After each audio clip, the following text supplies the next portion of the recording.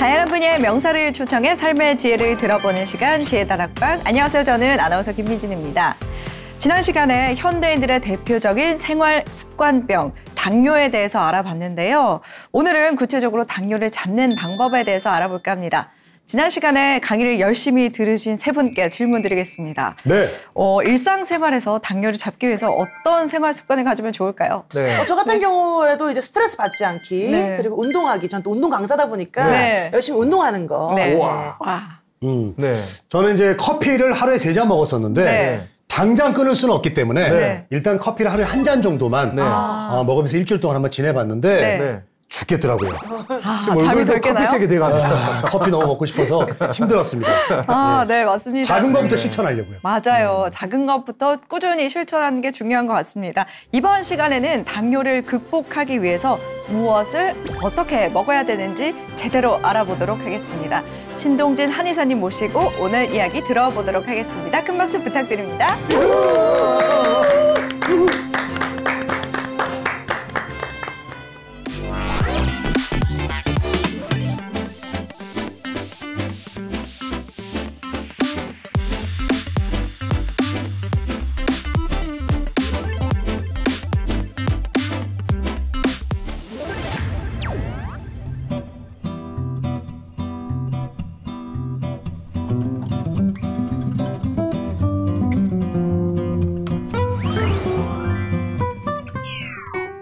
안녕하세요. 한의사 신동진입니다.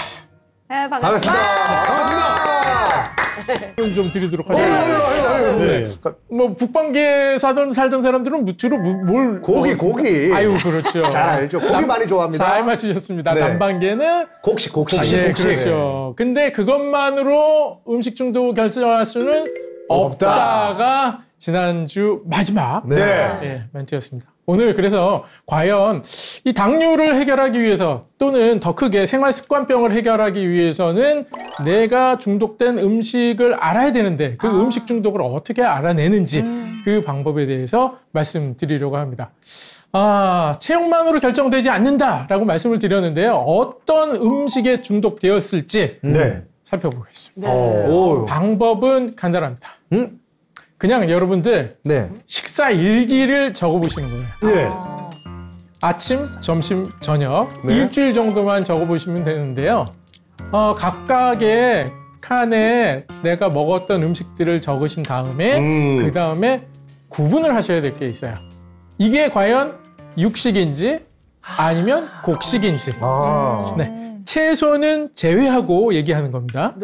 내가 밥을 많이 먹었나, 밀가루를 많이 먹었나, 아니면 고기를 많이 먹었나, 단백질을 많이 먹었나, 요거를 찾는 거거든요. 그래서 제가 예시로 일기의 예를 가져왔는데요. 여기 보면 저는 이제 보시면 밀가루 곡식류는 별표를 쳤고요. 단백질은 동그라미를 친 거거든요. 그래서 이렇게 해서 세 보면 동그라미의 개수가 6개 나오고 별표의 개수가 13개가 나왔단 말이죠. 당연히 별표를 항상 잘 먹고 많이 먹는다는 얘기죠. 별표가 곡식이었습니다. 그래서 이런 식단을 유지하시는 분이 근데 대부분이실 가능성이 많습니다.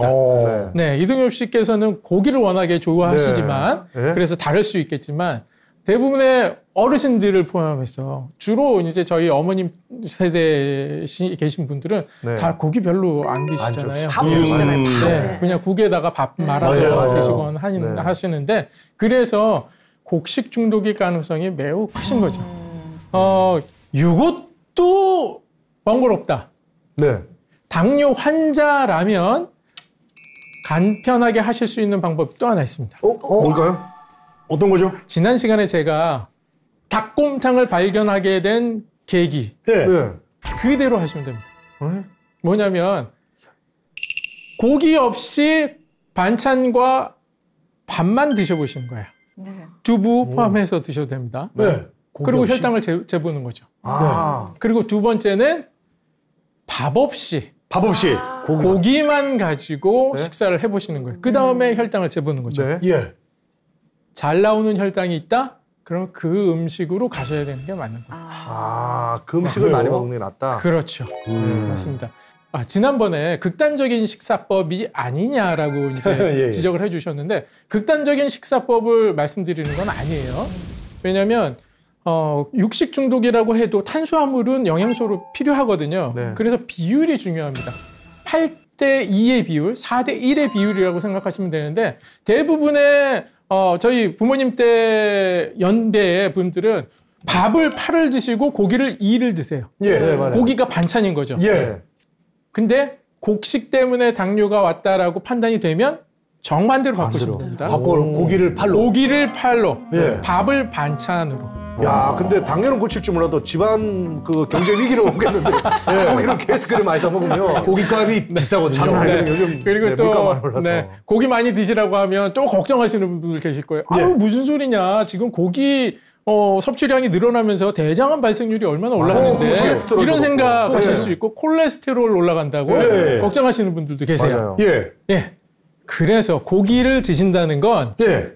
고기의 단백질과 콩의 단백질을 반반 유지하셔야 돼요. 반반. 예. 그리고 또 하나 채소를 많이 드셔야 돼요. 채소. 이런 이야기들을 제가 정리해서 해결책으로 정리해 드리겠어요. 자, 첫 번째 해결책 볼까요? 아까 말씀드렸죠? 육식 중독인 경우에 나는 고기를 너무 많이 먹었고 고기를 먹으면 몸이 나빠져 라고 판단이 든 경우에는 밥을 더 많이 드셔야죠. 밥을. 어떤 비율로? 8대 2 비율로. 근데 이런 분들은 우리나라에 드물어요. 왜냐하면 어렸을 때부터 고기만 그렇게 많이 드신 분들은 흔치 않거든요. 네. 근데 가끔 있습니다. 있기는 있어요. 그 대부분의 분들은 곡식 중독이실 거예요. 곡식 때문에 혈당이 올라가거나 혈압이 올라가거나 하는 분들이라 밥 대신 고기를 8 비율, 밥을 2의 비율, 그리고 넉넉한 채소와 같이. 원장님 혹시 네. 그 육식과 곡식 둘 다 중독인 저 같은 사람은 어떻게 해야 되나요? 둘 다 좋아하거든요. 굉장히 힘들어지는 거죠. 그럴 때는요. 이럴 때는. 네. 그럴 때는 육식을 좀 더 세분화해서 나눠야 됩니다. 육식을 나누는 방법은 적색육과 백색육을 나누는 방법이 있어요. 그리고 곡식을 나누는 방법도 찰자 들어간 곡식과 매자 들어간 곡식으로 나누는 방법이 있습니다. 찰현미 있죠? 네. 그냥 매현미 있죠? 네. 예, 차조 있죠? 그냥 매조 있죠? 이런 방식의 곡식 분류법 그리고 고기 분류법이 있다는 거 참고하셔서 그거 자세한 얘기는요 제가 다음 시간에 준비해요. 다행이다. 네. 자, 두 번째 당뇨 해결책 두 번째는요. 네. 채소 많이. 채소 무조건 많이 드셔야 돼요. 채소 많이 떴어. 네, 채소를 많이 드셔야 됩니다. 아까 말씀드린 대로 곡식 중독이라 육류로 식단을 개선해야 되는데 육식은 몸에 부담이 되는 영양소인 것만은 틀림없습니다. 가장 독소가 많이 나오거든요. 네. 그 독소를 없애기 위한 방법은 채소를 많이 드시는 수밖에 없어요. 채소. 그래서 곡식 중독이신 분들, 육식 많이 드셔야 되는 분들은 항상 채소를 넉넉히 드셔야 되는데 저는 고기 드실 때 항상 쌈으로 드시라는 말씀을 많이 드립니다. 근데 이제 고기 사실 매니아들은 네. 고기 본연의 맛이 좀 떨어지기 때문에 고기 육즙을 난 느끼고 싶다 그러면서 채소를 멀리 하시더라고요. 그러시면 당뇨 환자분이라면 안 된다는 거죠. 안 된다는 거구나. 그리고 잘 낫지 않는 성인병을 가지고 계신 분들이 음식 요인 때문이라는 확신이 드시면 반드시 채소를 같이 드셔야 됩니다. 채소. 근데 채소도 너무 많이 먹으면 안 되죠, 선생님. 왜냐면 저기 맞습니다. 뭐 코끼리나 소도 네. 여물만 먹고 살이 찌거든요. 네, 그렇죠. 예. 사람의 경우에 채소를 많이 먹어서 살이 찌는 경우는 없습니다. 왜냐하면 예, 셀룰로즈라는 식이섬유를 코끼리는 분해하는 세균들이 장 속에 살거든요. 소도 그렇고. 근데 사람 몸 속에는 없어요. 그래서 우리는 많이 먹어도 되는군요. 채소를 많이 먹어서는 안 되는 이유는 사람이 채소를 많이 먹어서 안 되는 이유는 녹색 인간이 되나요? 설사를 하기 때문에. 채소를 많이 먹어도 설사를 하나요? 모르셨습니까? 예. 죄송합니다. 미리 말씀을 드렸어야 했는데. 예. 채소 과식의 유일한 단점은 네. 설사입니다. 설사. 아이고, 세상에. 몸이 냉해지는 거죠. 네, 한약적으로는 이제 따뜻하고 찬 음식으로 네. 채소를 말씀드리는데 그래도 난 채소를 조금만 먹어도 속이 안 좋아 이러신 분들이 있을 거예요. 네. 샐러드 싫어하시는 분들 네. 그런 분들은 드시는 방법은 익혀서 드시는 겁니다. 익혀서? 네, 데치거나 익혀서 우리나라에 나물 반찬류 있잖아요. 네. 저는 당뇨 환자분들 채소 많이 샐러드 못 드실 때는 나물 반찬 조금씩 3접시 먼저 드시고 식사하시라고 말씀드리고. 그 샤브샤브 채소 데쳐 먹는 거 아주 좋습니다. 좋아요? 네, 좋죠. 괜찮구나. 네, 그럼요. 저 오늘부터 곰탕집하고 샤브샤브집 2개 다. 네, 점심 때 곰탕으로 하시고 저녁에는 샤브샤브로 하세요. 해야 될 것 같아요.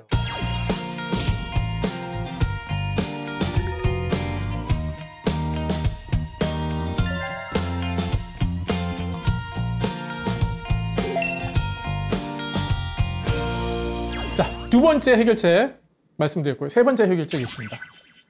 이걸 언제까지 하냐? 체질이 바뀔 때까지 해요? 체질이 바뀔 때까지요. 그러니까 이게 언제 바뀌는데요? 바뀐 줄 어떻게 아냐고 또. 아니, 우리는 단군의 자손 아닙니까? 체질이 네. 바뀌는 시간을 대충 100일. 그렇죠. 네, 쑥갓 마늘 100일 먹으니까. 예. 맞습니다. 예. 네. 보통 세 달, 세 달. 체질을 얘기를 하는 기간은 100일인데 그 100일이라는 기준이 왜 생겼냐면요. 몸속에 적혈구의 수명이 보통 100일에서 120일 정도 됩니다. 적혈구가 완전히 새 적혈구로 지금 이 순간부터 120일 뒤면 100일 뒤면 적혈구가 완전히 다른 걸로 새 걸로 다 바뀌는 시간이거든요. 그렇기 때문에 피가 한번 새롭게 갈리는 시기다. 그래서 체질이 바뀌는 시간 최단기간, 최소한의 기간을 3개월 정도를 보거든요. 그래서 3개월 정도를 유지하셔야 되고요. 네. 체질이 바뀐다는 건 이건 의미가 또 다른 의미가 또 있어요. 체질이라는 게 아까 유전자 지난번에도 유전자 말씀을 많이 드렸지만 유전적으로 결정되는 체질이 있을 수 있죠. 네. 예. 근데 후형적으로 결정되는 체질이 있습니다. 장내 유산균, 세균들의 우열이 내 체질을 결정하기도 하거든요. 왜 네이처지에 발표된 논문인데요. 뉴스로도 굉장히 많이 나왔던 게 있습니다. 뚱보세균이 있고 맞아. 빼빼세균이 있다. 네. 뚱보세균이 살고 있는 장을 가진 사람은 뚱뚱해지고 네. 빼빼세균을 갖고 있는 네. 세균을 가진 사람은 날씬해진다. 그게 체질의 해석을 가능하게 하는 키워드 중에 하나입니다. 그렇다고 뚱보세균이 진짜 있는 건 아니죠? 있습니다. 뚱보세균이 있다고요? 아, 그럼요. 아니, 그 세균이 세균이 뚱뚱해요? 많으면 네. 살이 찌게 되어 있단 말이에요. 그럼 마른 체질의 세균, 그거를 네. 몸에 집어넣으면 되겠네요. 그렇죠. 맞습니다. 네. 그래서 지금 영양분이 우리 몸에 들어와서 당뇨 환자의 경우에 흡수되는 과정을 생각해 보면 세균이 굉장히 큰 일을 하거든요. 네. 장에서 세균이 음식을 분해를 해주겠죠. 네. 예. 몸속에서 분비된 효소하고 같이. 근데 그런데 내 장 속에 살고 있는 세균이 밥을 좋아하는 세균이에요. 네. 밥만 들어오면 정말 좋아해? 네. 그래서 막 식구들도 막 늘리고 네. 분해 속도도 너무 빨라져. 네. 그럼 흡수 속도가 빨라지겠죠. 증폭되는구나. 내 혈당은 갑자기 올라가네요. 치솟겠죠. 네. 예. 그 세균들을 줄여줘야죠. 그래야 혈당이 떨어지겠죠. 네. 더 천천히 흡수가 되니까. 네. 네. 그럴 수 있는 방법은 뭐가 있을까요? 싫어하는 것들 넣어야지. 맞습니다. 네. 잘 먹지 않는 음식으로 네. 바꾸는 수밖에 없습니다. 예. 항생제를 써도 세균들은 다 줄어들겠지만 네. 그럼 좋은 세균 나쁜 좋은 세균도 세균 함께 같이 동반 없어져. 없어지니까. 예. 그렇기 때문에 내가 그동안 좋아했던 음식은 내 세균들도 좋아했던 음식이라고 생각하셔야 되고 네. 그걸 바꾸기 위해서는 세균한테 미안하지만 예. 그래도 내 몸에 병이 생겼으니 너는 좀 다른 애로 좀 교체해야겠다 해서 예. 고기를 먹기 시작하면 고기를 좋아하는 세균들이 자라기 시작하겠죠. 네. 네. 그런 식으로 바꿔야 장내 환경을 바꾸는 바꿔줘야 것도 체질을 바꾸는 방법 중에 하나입니다. 네. 최소한의 기간 100일. 100일. 네. 그러니까 몸도 개편을 해야 돼요, 방송처럼. 예, 그러니까요. 맞습니다. 살아남아야죠. 개편해서 이제 예. 고정 예. 출연자 이제 없애고 새로운 출연자 또 가고 이렇게 되는 아, 거예요. 예, 예. 세 가지 이제 해결책 말씀드렸는데요. 이러한 것들을 다 제가 이제 정리해서 책을 한 권 냈어요. 혹시 뭡니까? 예, 책을 이야. 네. 한번 잠깐 보여드리겠습니다. 네. 당뇨약 끊기 3개월 프로그램인데요. 책 나온 지도 굉장히 오래됐습니다. 2012년도에 낸 책이니까요. 벌써 10년이 넘었어요. 10년 된 책이네요. 이 책에 나오는 10계명이 있습니다. 예. 그래서 이 10계명을 여러분들께 꼭 좀 알려드리고 싶습니다. 첫 네. 번째는 내가 어떤 음식에 중독되었는지 찾아야 될 겁니다. 그거 아까 말씀드렸죠? 네. 식사일기를 써서 음식의 개수를 살펴보는 방법이 있고 네. 또 하나는 아예 고기만 드시고 한번 혈당을 재고 곡식만 드시고 혈당을 재보는 방법 비교해서 할 수 있다라고 말씀드렸고 그렇게 해서 중독 음식이 결정이 되면 그 음식을 줄이셔야 돼요. 그렇죠. 제가 단호하게 끊으라고 말씀드렸지만 어떤 비율로 8대2의 비율로 바꾸시라는 말씀이고요. 그리고 또 세 번째, 춤추는 혈당은 해당 주스로 다스려라. 잠깐만, 오탄한 거 아닙니까? 해독 주스 해독 아닙니까? 주스죠. 해독 주스겠죠. 아, 네. 맞나요? 해당 주스가 뭐였어요? 아닙니다. 아니요? 네. 아니, 이제 해당 주스로 제가 정확히 적은 겁니다. 해당 주스가 뭐예요? 해당원은 들어봤는데. 네. 네, 해당은 당을 해결하는 주스라는 뜻이에요. 그래서 제가 지은 이름입니다. 아, 선생님 급하게 만드셨군요. 아, 급하게 만든 건 아닙니다. 예. 심혈을 기울여서. 아, 원래, 당을 해결해주는 그런 주스는 어떤 주스인 거예요? 아, 예. 해당 주스 두 가지 종류가 있습니다. 네. 하나는 뿌리 주스, 뿌리 주스. 하나는 잎 주스. 잎 주스. 줄기 주스는 없어요, 그러면? 네, 줄기 주스는 잎에 속합니다. 아. 파란색이 들어가는 것들은 한 묶음, 네. 파란색 아닌 것들은 한 묶음 이렇게 보는 거거든요. 뿌리와 잎으로 나눠지네요. 네, 그렇습니다. 그 한의사들이 식물을 바라보는, 식물 약재를 바라보는 방법 중에 하나거든요. 뿌리 주스 먼저 레시피 알려드리면, 예. 무 좋아요. 예, 무 200g, 무 200g. 예, 우엉 50g, 우엉 50g. 네, 도라지 50g, 도라지 50g. 네, 도라지 50g, 그리고 연근 20g. 연근? 아, 제가 다 안 먹는 것만. 아, 그러세요? 네, 제가 안 좋아하는 것만. 연근을 여기에- 먹어본 적이 없어. 예, 말린 표고버섯 4g 넣으시고요. 표고버섯. 예, 와. 대추 1개, 그리고 대추. 생강 1g 들어가야 돼요. 어우, 약간 어떻게 하는 거야? 네, 뿌리 주스. 골라서 있니? 네, 물 500ml 준비하셔가지고요. 물은 예, 먹어요.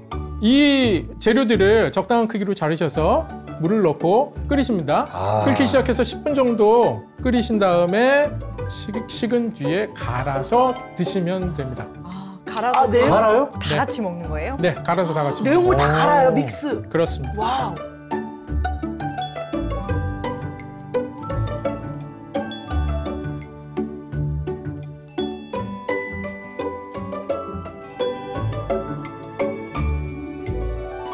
네. 아, 이게 뿌리 주스고요. 잎 주스. 입주스, 입주스 들어. 자, 입주스 들어가요. 뿌리는 포기할래요. 입주스로 갈게요. 자, 입주스입니다. 네. 자, 입주스는 어떻게 저 연근 없죠? 잎이니까 안 들어가죠. 네, 연근 잎 없죠. 주스의 레시피는요. 네. 첫 번째 양배추 200g, 양배추 오케이, 좋아요. 양배추는 먹어요. 네, 브로콜리 양배추. 50g, 브로콜리 먹어요. 브로콜리. 이동엽 씨가 브로콜리 제일 좋아해요. 시금치 50g, 시금치. 예, 케일 20g, 케일, 네, 표고버섯 4g, 대추 1개, 생강 1g. 아, 대추 생각 꼭 들어가네. 네, 그거는 꼭 들어갑니다. 이게 뭘 대추, 씁니까? 파실 생강, 건데, 아마. 표고버섯.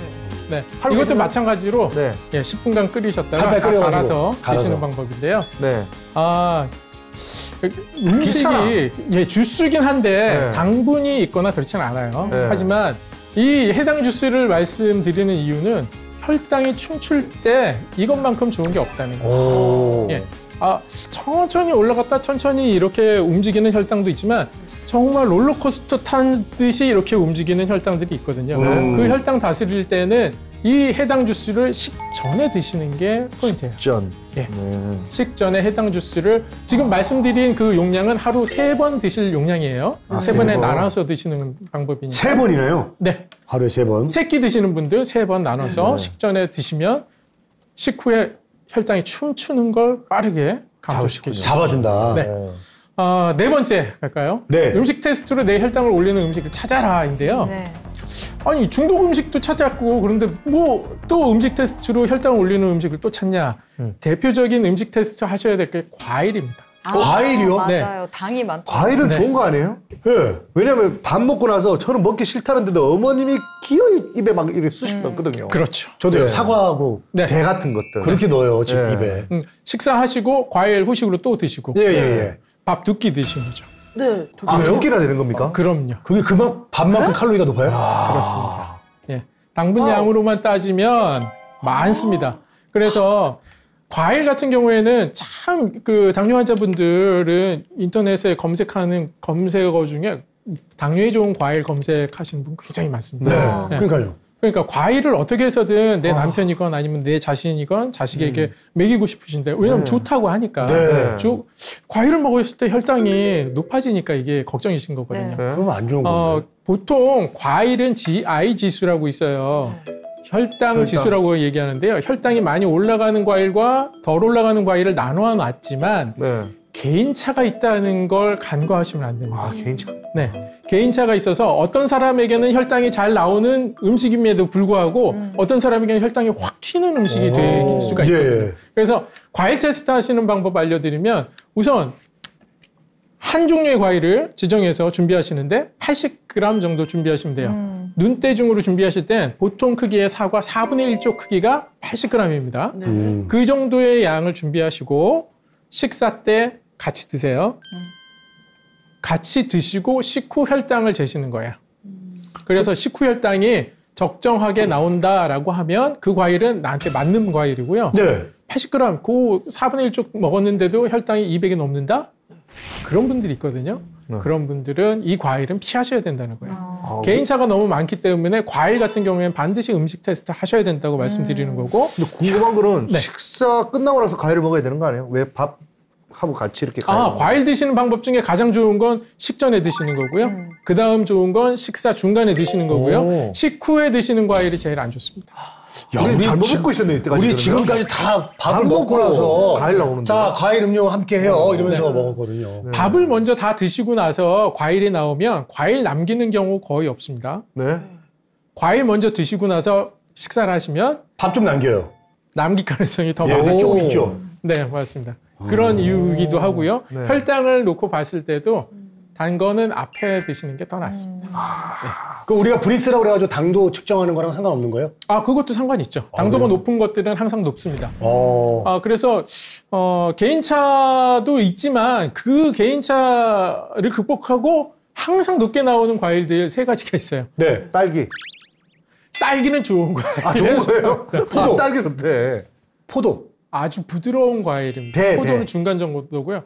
배는 좀 복숭아? 딱딱하죠. 바나나? 그렇죠. 바나나요? 바나나죠. 바나나 엄청 칼로리 높잖아. 엄청 좋은 거 같은데. 바나나 밥 대신 먹는데. 예, 쉽게 접하실 수 있어서 많이 드실 텐데 바나나 많이 올라갑니다. 그리고 파인애플, 아이고, 그거는 뭐. 그리고 또 하나 의외의 과일이 있습니다. 수박. 수박이요? 수박도 당도가 높더라고요. 맞습니다. 우와.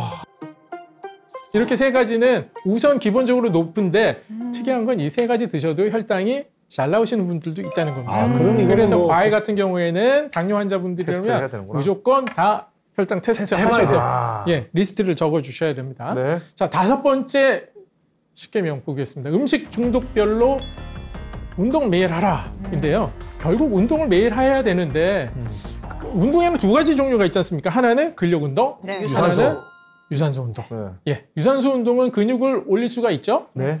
틀렸죠. 못 돌리죠? 예, 그냥 걷기만 하는 유산소 거예요. 운동은 키워. 근육량을 키우기 위한 운동은 아니에요. 네. 지방을 태우기 위한 지방을 운동이죠. 위한. 근력 운동, 무산소 운동을 하셔야 근육을 키우는 네, 운동이거든요. 무거운 거 들었다 놨다는 거. 맞습니다. 그래서 근육량이 별로 없으신 분들은 반드시 근력 운동을 하셔야 되고 대부분의 분들은 근육량이 적습니다. 네. 당뇨가 있으신데 운동선수가 당뇨가 있는 분들도 계세요. 그분들 체지방 측정해보면 근육량 이만큼, 체지방 이만큼. 근데도 당뇨가 와요. 그분들은 운동을 근력 운동하면 될까요? 아니죠. 예, 근육은 더 이상 활동을 나에게 도움을 못 주고 있다는 게 확인됐기 때문에 네. 그때는 유산소 운동. 유산소로. 예, 그런 식으로 조절하시는 거고요. 자, 다음 볼까요? 6번째는 과식하지 마라. 이거 뭐 너무나 뭐 네. 늘 많이 듣는 얘기죠. 그렇습니다. 과식하지 마라. 근데 과식을 쉽지가 좀 않다. 피할 수 있는 길이 좀 있으면 좋지 근데 않겠습니까? 그게 과식이 제일 어렵거든요. 사실 뭐 네. 맛있는 거 앞에서는 무너져요. 아니 그 박권 씨 말씀하신 거 들어보니 예, 예. 과식형이시더라고요. 저는 좀 과식이죠. 왜냐면 이게 좀 약간 몰아서 먹는 것도 있고 네. 맛있는 거 보면은 진짜 잘 먹어요. 그렇죠. 네, 너무 근데 맛있고. 잘 드신다는 게 우리나라 사람들의 기준 중에 하나는 빨리 드신다는 겁니다. 그렇죠. 몇 분 만에 드십니까? 저는 뭐 한 입에 털어놓죠. 그래서 엄마가 저한테 하는 말이 너는 이가 없니? 왜 안 씹니? 맞습니다. 그래서 이제 뭐 좀 약간 역류성 식도염도 있고 그래요. 네.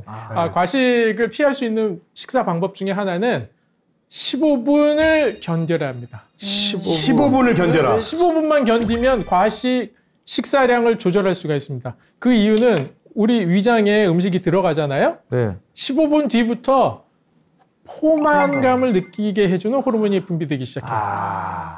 그 이전에 10분 만에 식사를 다 마쳤단 말이에요. 밥도 2그릇 먹었는데 10분 만에 다 드셨어요. 네. 5분 동안 나는 허기감이 남아 있어요. 네. 포만감은 그 다음에 오게 되거든요. 그래서 식사를 최대한 천천히 15분을 견디시면 그 이후에는 포만감을 나타내주는 호르몬이 나오기 때문에 식사 조절하기가 쉬워집니다. 15분을? 네, 15분. 5분, 10분에 드시는 분들은 불가능한 일이에요. 진짜 빨리 그래서 식사 시간을 항상 느긋하게 가지셔야 되고. 네. 근데 반대로 얘기하자면 뷔페 같은 데 갔을 때 10분 만에 무조건 많이 먹어야 되겠네요. 왜요? 포만감이 안 느껴지니까 많이 먹을 수 있잖아요. 많이 드셔야 되니까. 많이 먹어야 되겠네, 10분 만에. 네, 맞습니다. 너무 어이없어 하시는 것 같은데. 죄송합니다. 한의사 선생님 저 황당히 하시잖아. 우리 원장님 죄송한데 저 개그맨이라서 제 역할에 충분할 예. 뿐입니다. 저도 과식하니 궁금한 게 있는데요. 네. 저도 이제 음식 남기는 거 싫어하고 아시잖아요. 네. 다 먹어야 되고 그럴 것 같아요. 과식을 하게 되는데 예. 그래서 예전에 그 한의원에서 한번 이렇게 좀 식욕을 억제해주는 그런 한약을 한번 지은 적이 있습니다. 그 먹었는데도 계속 들어가더라고요. 그러죠. 예. 그 한약을 뚫고 그건 인간의 식욕이 올라오더라고요. 인간의 한계를 넘은 거예요. 그렇죠. 예. 네. 그런 적도 있었답니다. 네. 그렇군요. 예. 15분 법칙을 지켜보십시오. 이번에 꼭 해보겠습니다, 선생님. 네네. 예상외로 그게 답이 될 수가 있고요. 네. 또 한 가지는 과식을 끊기 위한 또 한 가지 방법이 있어요. 15분 법칙 플러스 물 섭취입니다. 물 섭취요? 네. 밥을 먹으면서 물을 마셔요? 그건 안 좋을 것 같은데. 식전 30분, 최소한 30분 전에. 물을 1시간에서 30분 전에 물을 한 컵 내지 2컵을 드셔야 돼요. 예. 30분 전에. 그럼 물배 채우라는 말이지 않냐? 물배도 예, 너무 단순하고 무식하지 않냐? 예. 이렇게 생각하실 수 있는데 허기감이라는 감각은요. 네. 탈수 증상이 와도 생겨요. 몸에 물이 부족한데 그 신호를 배고픔으로 표현하기도 하거든요. 그래서 우리 뇌가 배고프다. 근데 물만 먹었는데도 허기감이 사라지네. 이런 게 나타날 수가 있습니다. 그래서 평상시에 물을 잘 안 드셨던 분들이라면 식전에 적어도 30분 전에 식사 시간 전에 물 한두 컵 정도는 드시는 거 과식을 방지하기 위해 좋고요. 또 하나는 모든 음식은 30번 이상 꼭꼭 씹어라. 이렇게 씹으면요. 벌써 싫어하시네. 왜냐면 이렇게 씹고 있으면 벌써 소고기를 다 먹어요.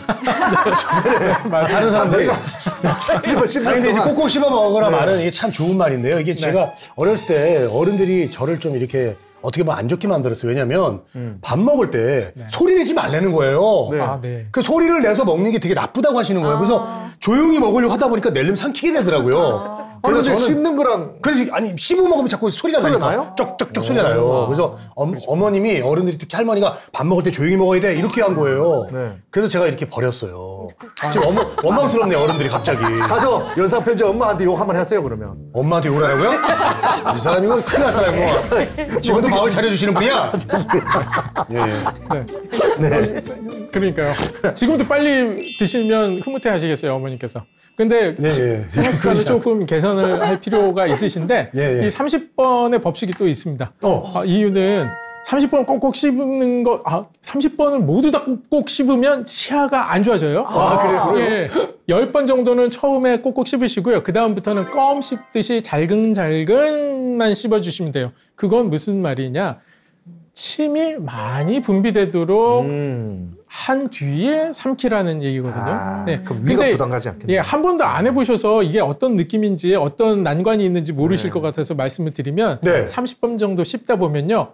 침이 가득 찹니다. 음식에서도 즙이 있기 때문에 액체로 가득 차요. 그 상태로 그냥 계속 씹을 수 없어요. 그래서 중간중간에 즙은 목 넘겨 주시고 고형물만 씹는 게 포인트고요. 음식물이 위장에 들어가게 되면 소화 효소가 나오잖아요. 소화액이. 근데 그 탄수화물을 소화할 수 있는 소화액은 아밀라제라고 있어요. 소화 효소가. 그게 침에서 나오죠. 그렇죠. 그래서 30번 씹는 게 중요해요. 근데 아밀라제는 췌장에서도 분비가 됩니다. 췌장에서도? 그러면 입에서 충분히 아밀라제와 섞어서 내버려 보내주면 췌장이 자기 일을 쉴 수 있겠죠. 그러면 인슐린 분비하는데 좀 더 기운을 낼 수가 있습니다. 그래서 당뇨 환자라면 항상 30번 정도 충분히 소화액과 타액과 섞여서 식사를 하시는 게 필요하다라고 말씀드립니다. 자, 8번째. 혈당, 체중, 체성분은 측정하는 게 필수입니다. 근데 이런 혈당, 체중, 체성분을 측정해야 되는 기간 이런 게 있나요? 기간은 계속 하셔야 돼요. 내 체중이 변하고 있다면. 음식 조절을 하기 시작하면 기본적으로 체지방이 빠지는 시간들이 생기거든요. 그렇게 되면 체중이 빠지는데 잘못하는 경우들이 간혹 있어요. 체중이 빠지는 것만 좋아하시면 안 되고요. 네. 내가 빠지는 게 지방이 빠지는지 근육이 빠지는지를 확인하셔야 돼요. 예. 어떤 분은 근육이 빠지는데 모르고 가만히 계실 수가 있거든요. 그러면 안 돼요. 인바디를 해야 되네요. 맞습니다. 예. 예. 요즘은 주민센터나 가까운 보건소 가셔도 체성분 측정하는 기계들이 있거든요. 그걸 이용해서 적어도 적극적으로 식단 조절이 들어가셨다 하면 일주일에 적어도 한 번씩은 하셔야 돼요. 그래서 지방이 잘 떨어지고 있다 그러면 안심, 근육이 떨어진다? 그럼 내가 뭔가 잘못됐구나라고 생각을 하셔야 됩니다. 그리고 9번째, 근육을 키우는데 목숨을 바쳐라. 예. 이거 아까 말씀드렸던 거고요. 10번째 마지막은 시작했다면 절대 포기하지 마십시오. 제일 어려운 거예요, 사실. 근데 제일 어려운 게 저 같은 초등학생 입맛. 저는 단 거 없이는 밥도 잘 못 먹거든요. 그러죠. 밥 먹으면서도 뭐 초콜릿 먹으면서 밥 먹고 막 이래요. 그래요? 예. 그거 이상한 건데. 왜 이상합니까? 얼마나 맛있는데요? 그래요? 안 먹어봤잖아요, 아직. 그렇게는 안 해봤어요. 네. 근데 그러다 보니까 지금 선생님이 말씀하신 거 쭉 봤을 때 네. 과연 이 식단으로 제가 과연 해낼 수 있을까라는 분들이 있을 수 있어요. 네, 이런 그렇죠. 분들은 어떻게 해야 됩니까? 그런 분들이 왜 없었겠습니까? 그리고 저도 왜 그런 느낌이 없었겠습니까? 다음. 그래서 맛없는 식이요법은 싫다가 제가 네. 저거죠. 저의 모토로 삼았습니다. 그럼 맛있게 먹을 수 있다는 거잖아요. 그러니까요. 혹시 제 부캐 아십니까? 부캐? 부 캐릭터? 뭐예요? 글쎄요. 모르시죠? 지금 봤을 땐 약장수 정도. 여보세요. 골라 이제 살 공장 사장님 뭐 이런 네. 거에. 요리하는 한이 있습니다. 요리하는 한이 잘 어울리네요. 잘 어울리세요. 오. 네, 제가 왜 요리에 손댔겠습니까? 건강을 위해서요. 네, 제 당뇨 예. 관리하려고. 그래서 맛없는 식이요법에 대한 곤란한 점들을 몸소 다 느꼈기 때문에 이런 식이요법을 만들었습니다. 딜라이트 식이요법. 딜라이트 기쁘다 뭐 이런 뜻입니다. 예. 음식 하나 보여드릴게요. 음식 재료입니다. 뭐예요? 냉면. 뭐 냉면 비슷한 국수잖아요. 당뇨 환자분들 제일 드시고 싶어 하시는 게 국수입니다. 국수. 네, 국수 요리 보여드리겠습니다. 이렇게 생겼어요. 맛있게 생겼죠. 근데 저 면이 우리가 일반적으로 아는 면이 아닌 것 같은데요? 맞습니다. 곤약면인 곤약 같은 거 아니에요? 맞습니다. 맞아요? 곤약면인데요. 예전에 이 곤약면 만든 게 벌써 10여 년 전이잖아요. 네. 요즘에는요, 곤약면뿐만 아니라 두부면 나왔죠. 두부면이세요? 해초면 나왔죠. 네. 각종 칼로리가 적은 면류들이 대체할 수 있는, 밀가루 대체할 수 있는 면류가 진짜 면류들이 많이 좋아요. 나왔습니다. 그렇다면 이제 음식으로만 당뇨를 해결할 수 있는 것이냐? 그렇지 않은 경우들도 있습니다. 지금은 이제 심각한 당뇨 합병증을 치료하기 위해선 한의학적인 치료법이 꼭 필요하다는 거 말씀을 드리려고 하는데요. 네. 당뇨 합병증의 한방 치료 효과 좀 보여드리려고 제가 사진 자료들도 갖고 나왔는데요. 예. 가장 문제되시는 경우들이 당뇨족이라고 부르는 게 있습니다. 당뇨족. 당뇨족. 김명선 씨께서도 말씀하셨던. 네. 예. 당뇨족은 원인이 서양의학적으로는 저렇게 4가지가 있어요. 우선은 신경들이 파괴가 되는 거예요. 네. 그러니까 신경 종류에는 감각신경이 있죠, 운동신경이 있죠, 자율신경이 있어요. 네. 감각신경이 파괴가 되면 못 느껴요. 발에서 감각이 없어요. 이렇게 만져도 몰라요. 상처가 나도 몰라요. 상처가 조금 나도 네. 괜찮겠지 하고 잘 관심을 주지 않아요. 그러다가 그 상처에 감염이 생기고 괴사에 이르게 되는 거죠. 두 번째, 운동신경 손상의 경우에는요, 이게 발이라면, 제 손이 발이라면 어떻게 되냐면, 발을 이렇게 당기는 근육이 있을 거잖아요. 위에서도 당기는 근육이 있어야 이게 이런 모양을 유지하거든요. 위에서 당기는 근육에 힘이 없어져요. 그러면 어떻게 되냐? 이렇게 됩니다. 이렇게. 이런 모양으로 발가락이 갈퀴 모양으로 변하는 경우가 있어요. 그리고 이 아치가 이렇게 뾰족하게 솟고. 원숭이들이 그러잖아요. 예. 그렇게 되면 하이힐이 아닌데도 하이힐 신는 것처럼 발바닥 이 중족골 부분에 압력이 매우 많이 가해지겠죠. 그렇겠네요. 굳은 살이 생기고 아이고. 여기서 상처가 생기고 그래서 이제 생기는 거거든요. 자율신경 손상에 의한 경우는요. 발에 아주 유리처럼 매끈해요. 털도 없어요. 왜냐하면 자율신경 손상으로 털이 빠져서 그래요. 그리고 투명한데 땀이 하나도 안 나요. 네. 그렇게 되면 어떻게 돼요? 건조해지죠? 네. 갈라지겠죠? 상처 나겠죠? 감염이 일어나겠죠? 그런 방식으로 당뇨족이 또 유발이 되는 겁니다. 혈관 손상의 경우에는 혈액이 아예 안 가요. 그러다 보니까 당연히 괴사가 일어나겠죠. 그림을 사진을 자료를 가져오긴 했는데 이 사진 자료가 조금은 좀 적나라합니다. 상처 부위가. 그래서 주의를 요하는 사진을 좀 보여드리겠습니다. 이게 뭐예요? 이게 이제 당뇨족의 궤양이 생긴 겁니다. 이 환자분의 경우에 68세 여자분이시고요. 신장 투석하신 분이에요. 네, 당뇨 심하신 거죠. 이 치료 과정 중에 있습니다. 네. 한방 치료로 이렇게 상처 아문 겁니다. 네. 두 번째는 발가락이에요. 아이고. 네. 발가락인데 발가락에 괴사가 일어난 거죠. 이분은 하루에 막걸리를 7병, 8병 드시는 분이에요. 네, 혈당이 당화혈색소 수치가 9까지 올라가신 분이고 300 넘는 식후 혈당들이 나오거든요. 이게 치료가 된 모습입니다. 지금 보여드린 두 자료는 저희 학회의 다른 원장님, 당뇨를 전문으로 하지 않는 원장님들의 진료 결과입니다. 그러니까 한의학적인 치료법이 얼마나 우수한지 여러분들께 알려드리려고 가지고 나왔고요. 당뇨 합병증 치료에 있어서도 한방적인 치료의 역할 부분이 분명히 있고 국민 여러분들의 건강을 책임질 만한 능력이 충분히 있다. 이런 말씀을 좀 드리고 싶습니다. 오늘 강의는 여기까지 하도록 하겠습니다. 야.